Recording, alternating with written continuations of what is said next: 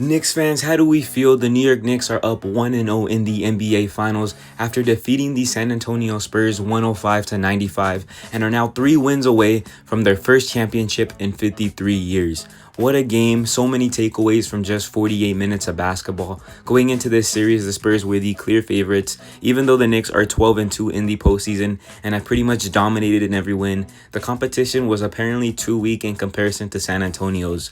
The Spurs before this hadn't lost a Finals Game 1 in franchise history after 6 previous appearances. Their team is young, their team is scary, but the Knicks have experience of coming up so close and not winning it, leading me to believe that this Knicks team has more hunger to win it all.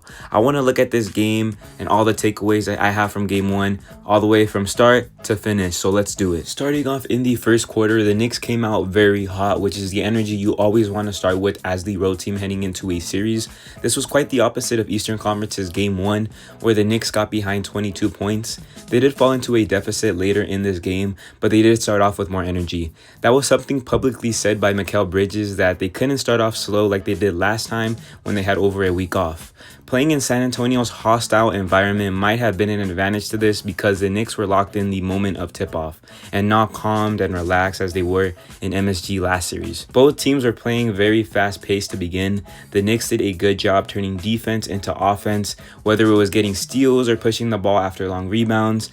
I love to see guys like Cat, Hart, and Alvarado all attack Wemby. Of course, shots near the rim are extremely hard to come by with a 7'4" alien nearby, but the fact that those guys weren't scared to test him gave me a lot of confidence within this team, even if some of those shots got sent to the nosebleeds. The game quickly got scary when Jalen Brunson had all those injuries. You saw him arguing with the refs a lot throughout the game. It felt like the physicality San Antonio was playing with and getting away with was frustrating for this team, while the Knicks, on the other hand, were getting called for fouls left and right. In the late first and to begin the second quarter, the Knicks were without Jalen Brunson, and Jose Alvarado stepped up big time. Finished the game with 7 points and pretty much kept this Knicks team afloat during that stretch without Brunson. Cat was aggressive to score, which is something we haven't really seen him do lately because he's taken the backseat with that and focused more on being a playmaker this entire postseason. But I thought this was huge because he led the bench group by playing physical, blowing past Wemby. However, the second half altogether did feel controlled by San Antonio because the Knicks were trying to keep up with that fast-paced style. They're playing too fast, which resulted in a lot of missed shots and bad defensive transitions. Their defense was horrible, fouling too much, leaving too much space on three-point attempts. They were stopping Wemby, but at the price of letting guys like Dylan Harper and Julian Champagnie just absolutely cook them. Heading into the half, the Knicks were down by 7. You expected them to come out the half with more aggression and hunger, but that was pretty much far from the case. They scored 2 points in the first 5 minutes, and the Spurs built a 14-point lead at one point in that third quarter.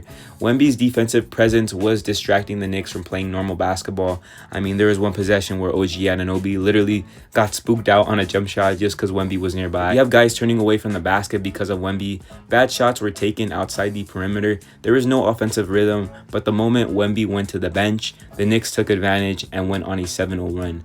Now they were cutting to the rim, they were scoring in the paint, Cat was taking charge, shots were falling, and this team was starting to get their groove back together. Shaman and McBride off the bench hit some huge threes to bring the Knicks closer, and by the end of the third quarter, the Knicks managed to tie the game. OG Anunoby came alive in the fourth quarter. He was hitting that signature jab step and scoring all over Wemby. When Brunson checked in, he joined in on the action, and he scored 8 straight points to build a solid lead down the stretch for the New York Knicks. However, the Spurs responded with their own 9-0 run, and with 2 minutes left in the game, the score was 94-95, Knicks down by 1.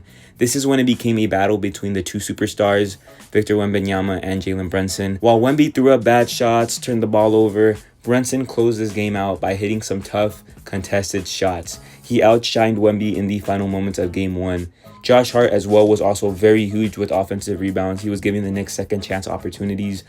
This offense was slowed down towards the end. They were setting up plays, getting open looks. They finished the game on an 11-0 run and accomplished that goal of stealing home court advantage, and will now try to get greedy by winning Game 2 also in San Antonio.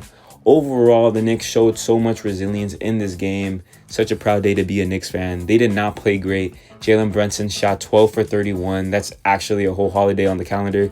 30% from 3 as a team. They looked rusty for most of the game. The Knicks win an NBA Finals game despite not looking their best. And if you ask me, that's usually what championship teams do. You have to imagine the Spurs could be tired from their 7-game battle against OKC, while the Knicks, they've had an 8-day rest. So yes, to keep in mind, the Spurs can play better as well. Wemby should have better games moving forward. But you know what? So will Jalen Brunson. Although both great players had bad games, Brunson was the ultimate difference maker down the stretch. Cat and Alvarado, I thought they were big in the first half, and they were a big reason that this game was even in reaching distance. Then Brunson and OG went crazy in the end to win it. Shepard and McBride hit some big threes throughout that time period.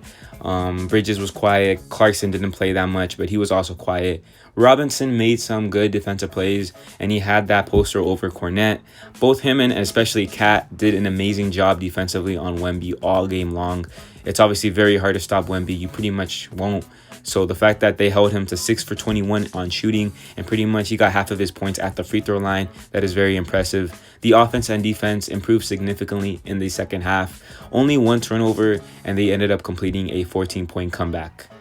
Now the question is how the Spurs will respond at home in Game 2. I would love to say Knicks in 4, but one game is never a big enough sample to predict the entire series outcome.